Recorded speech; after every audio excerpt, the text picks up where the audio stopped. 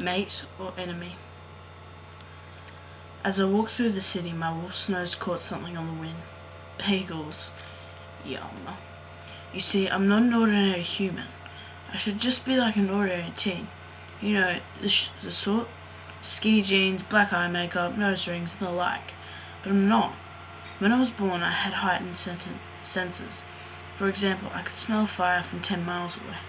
I could run a lap in the oval in 7 seconds. I could see perfectly fine in the dark, but I was colorblind. So the day I was sitting in the middle of a forest a couple of miles away from the city meditating and my nose caught scent of an animal was probably the best day of my life because that animal was a wolf. You see, after a while of living with my senses, I realized that I had animal senses. So after half a year of searching, I settled on a wolf. I was very happy about having wolf senses because I love wolves. So when a wolf pack came out of the forest brush, I loved it and was overly excited.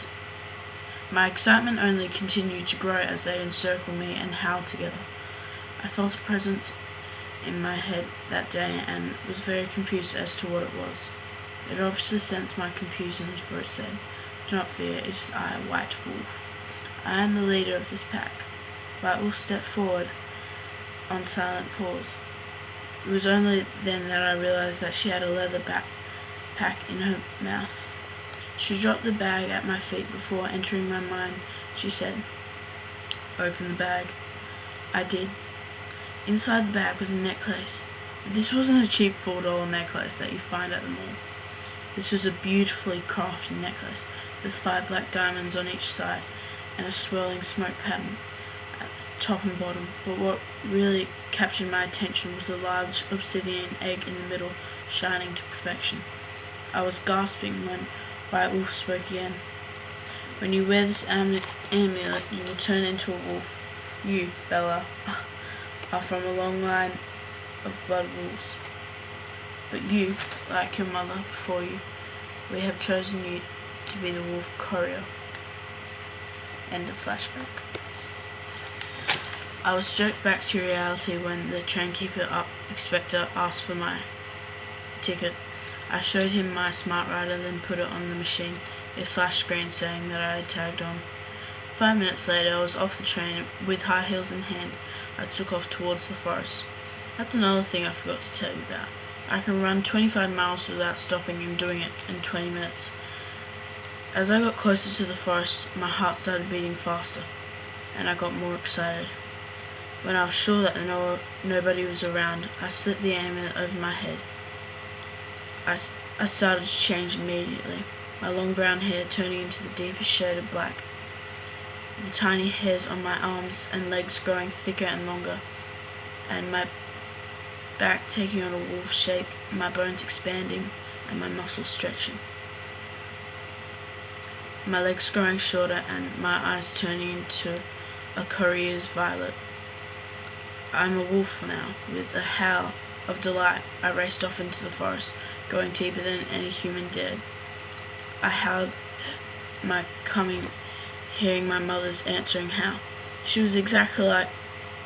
I'm exactly like my mother in human form and her true body of a wolf, except for one difference. My mother's was the white wolf that had given me the amulet, so she was the lightest shade of white in the world, whereas I was the deepest shade of black, dark as obsidian. Ironic, isn't it? We were our own pack. My mother entered my mind and said, after some time running around trying to bite each other's tails off, "Come, we should be getting back to the house now." We howled 3 times, rising in pitch as we did so, and after 25 seconds we were back into our human form. The next morning I rose before dawn as I wanted to go far at a 50-mile run, in my wolf form, of course. I went downstairs and saw my mum making breakfast, which had no veggies, of course. So when I got my breakfast, it was bacon, beef, chicken, and on a plate. Lol. After my run, I had to go to school. 6 hours of misery. After English, social and art, we had PE. I've always gotten an A++ for this, and I enjoy it, unlike my teammates who can not dodge a dodgeball. Rolf.